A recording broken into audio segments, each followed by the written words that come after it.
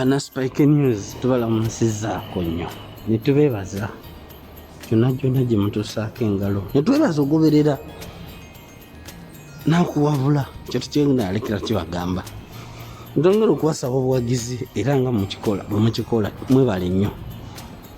Kaakati mujja tusonyiwa tuluddemuko okuleetayo vidiyo endala naye ffe nga twabagamba nti ensonga tumala kuzetegereza. Omanyi ensi yaffe Uganda eri mu zigzag.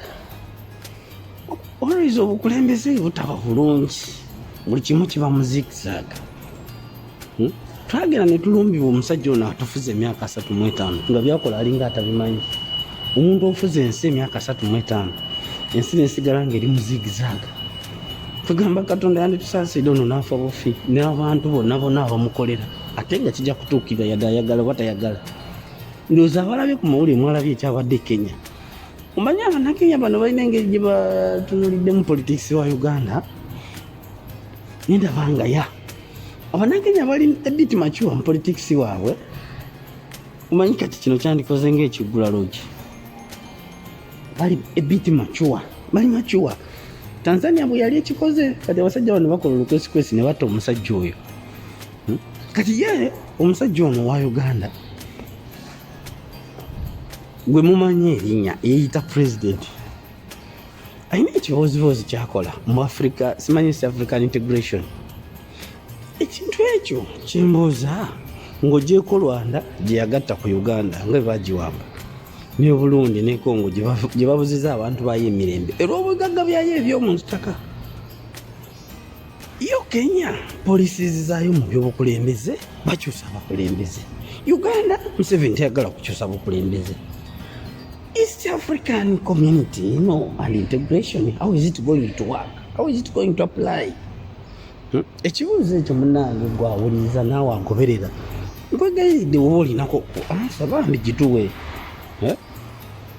Ogenda kukola otya Uganda okugigatta mu East African community ne Tanzania abakyusa obukulembeze ne Kenya abakyusa obukulembeze nga gwe Uganda ofunzumidde ku bantu toyagala kuta bukulembeze? How is it going to work? Policies ki? Miramwa ki? Abankituuseeko mu lunabuddu. How is Uganda, Kenya, Tanzania going to integrate as in East African community as Museveni wants? Yet for these two countries they change the presidents at least after every time. You see Kenya, so far they have changed very many presidents, but for Uganda Museveni doesn't want to leave power. How is it going to integrate? How is it going to work? Munange gwawuliriza era asobola bambi kusaba obeeko kyotugamba ku kino kubanga nze sikitegeera. Yagenze n'akyali Kenya mwamulabye abaana be University Kenya ndoza mwabalabye kye balaze bo.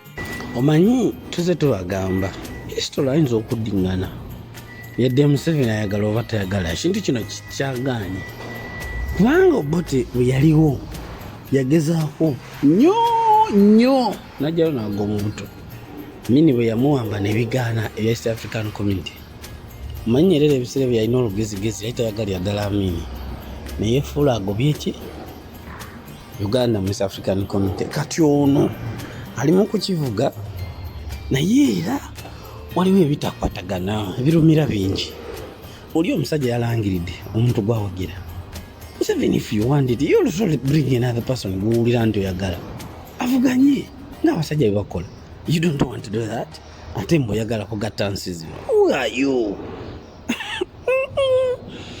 Anyway, tomanya yadde kanti kati olina kyema yate oli mutemu n'oyo mutte owa Kenya okulenga bw'oyagala bikole, but if not that you will not manage. Abannakenya bambi abaana mwabadde ku University ya Kenyatta, big up, mwebalire ddala mwatulaze omutima. Kati kyewe kibeera awo manyi bagite Spike News tunoonyerezaako ku bintu. Kati mwawulidde ebiri mu Ukraine. Abasajja bano bakirimaanyi bagira ne bakola ebintu ebimu bye tulowooza nti bitukolera naye nga kyo sense bateeka nnyindo we bafunira nga bulaba abasajja bano Abamerica bwe basalawo okuwagira Israel n'olutalo lwe batalekera kulwana e Gaza bwe bali mu kwagala okukola ekintu kino ku Ukraine ne Russia ne beerabira nti Russia nsi erudde nga yeetegekera ebintu by'entalo ku Ukraine. So luyinza obutasobola kati aba Ukraine bebasafaringa mumanyi bagamba bulijjo nti enjovu wezirwanira omuddo gwe gukala n'ozitaba njovu empologoma niwe beeze kukwata kapa era wabawo obudde obukala.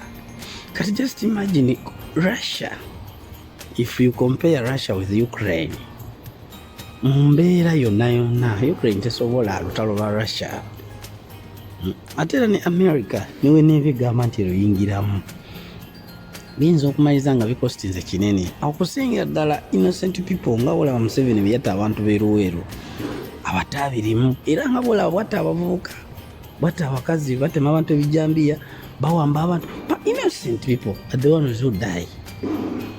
Kitegeera kale simanyi naye Mukama yantuviriddeyo ku bantu bano omanyi ekireeta ekyo kyonna greed for power.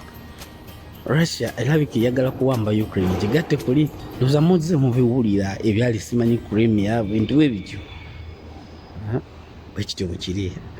So ekyo nakyo kituwe ekyokuyigamu kuba naffe abalina amaaso. Then ekyokulala twalabye ebyabadde mu mawulire ebiri ku mutimbagano ennaku zino. Tulaba omwana wa president wa National Unity Platform nga bamuteeka mu mawulire simanyi bamusanga ku ssomero naki katulowooze nti kale kiyinza okuba. I'm not saying nti kituufu but let's think that way nti kale kiyinza okuba kituufu.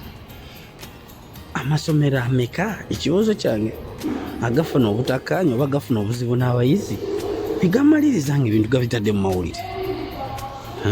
Lwaki bano babitadde mu mawulire? Ekyo kibuuzo kyetaaga okulowoozaako n'okuddibwamu abalinamu ku mpeke. Ekitegeeza bwe kiba nga SMAC essomero erirudde nga lirina erinnya ku international level. Omanyi awo ekisubi waliwo amasomero mangi abamanyiwo ag'amaanyi era gazigakwatiridde omusingi gw'ebyobuyigizi kale ku musingi gw'Abakatuliki. Naye kati politics avudde buli wamu azze kusanyawo buli kimu nga bwolaba politics yasanya ebyenfuna bya Uganda yasanyawo Uganda lwire yandibaddewo abantu emirimu nesanyawo amakolero abaana bano bali mu Bwarabu bandibadde tebagenda ebyobulimi babyonoona katuyo ne politics bamwonoonye n'olaba omusajja omukulu omukulembeze omubi history gwagenda okwogerako okitegeera. Wotunulira Kisubi awo awali essomero lya SMAC waliwo St. Saviour Junior kwegamba St. Saviour Junior ge masomero agabadde galikkiriza SMAC kale ge gagirikkiriza amasomero g'abamisani ago SMAC. Waliwo ejini lya primary nkugambye Saviour Junior kati niwabeerawo Kisubi Boys tibayita St. Dononzio niwabeerawo Girls St. Teresa waliwo ne university okitegeera waliwo ne technical schools awo waliwo n'eddwaliro still byonna byabamisani. Ebintu bino bibadde bikola bulungi era amasomero gano gabadde gakola bulungi nga wali eri bwansi waliwo n'erya seminary okitegeera erisomesa ki ababrother abo n'Abakatoliki bafather. Naye ate kati ebyobufuzi ebyaguno omwaka wuyo ate bizze bibiyingiddemu kale tulina okwesabira. Olaba kati ebintu bitandika okuyingira ate biyingiridde buli wamu. Politics wa Museveni mubi nnyo mu ndowooza mu Uganda ne history abakimanyi. This is the worst politics. Wanga oddira ekintu ekibadde mu ssomero fine omwana ayinza okuba ya misbehaving, let's take it that way, but why do you bring it in the media? Tekisobola kukoma eyo. Ne mu disciplining omwana ne muyita omuzadde ne mubyogeramu nekigwa wanga lese ate essomero lyokka erimu abaana abavubuka abaana bakola ebintu ebikyamu n'okusinga ekyo kye bali mu kutunda mu masomero ffenna twasomako mukimanyi. Naye ekireetesa kino mawulire ki? Ekyo kibuuzo nakyo tukirowoozeeko. Twabadde tuli awo n'ebireeta ebya paaka ekyo ndowooza bye tunayogerako omugundi eneddako kubanga tetwagala kukola bintu biwanvu nnyo abantu abamu temwagala kuwuliriza bintu bibabbowa. Naye tulina ebintu bingi bye tubadde tunoonyerezaako. Mwalabye ebyabadde mu paaka ndowooza bye bigenda okuddawo. Mwalabye ebyabadde ku paalamenti ebyo nabyo bye bigenda okuddawo. mwala ebya president wa DP nabyo tugenda okuzaako omanye ne bagita Spike News Uganda nga bulijjo ebirala bikyajja kati tugenda kusembyayo n'eddoboozi ly'omulodi wa Kampala Elias Lukwago ku byayogedde ebiri mu paaka kwegamba bannayuganda kye tuteekeddwa okukola tulinze we have lamented mulaba abasajja bagoba abantu ku mataka ate it is Museveni's regime ebagoba abantu ku mataka kabaka abadde n'abasinze bano kuva dda naye toyinza kuwulira kabaka ng'agobya abantu ku ttaka Museveni kati n'otunuulira omusajja obukulembeze which legacy which name is he planning to leave behind oba ekyatula n'akirowoozaako oba alowooza nti ki emirembe gijja ne gigenda n'otunuulira mu Bayibuli mu byafaayo twalina baahitira baagenda we had strong men Samson bamwogerako ne mu Bayibuli twalina ba Solomon ba David they were strong people ensi yali ebawuliriza naye gwe atasobola kuteesa n'abantu banogamba nange tukole kino mu myaka gy'okuwayo abandi obukulembeze obubi kati ng'ovaawo nti oyagala kuleeta mutabani wo who will accept oyagala kuttabusi bantu naye era n'erinnya lyo ligenda kusaanawo yogerweko bubi mu history n'abazzukulu balikisasulira kyendaba Spike News Uganda subscribe share tuwabule tuwa amagezi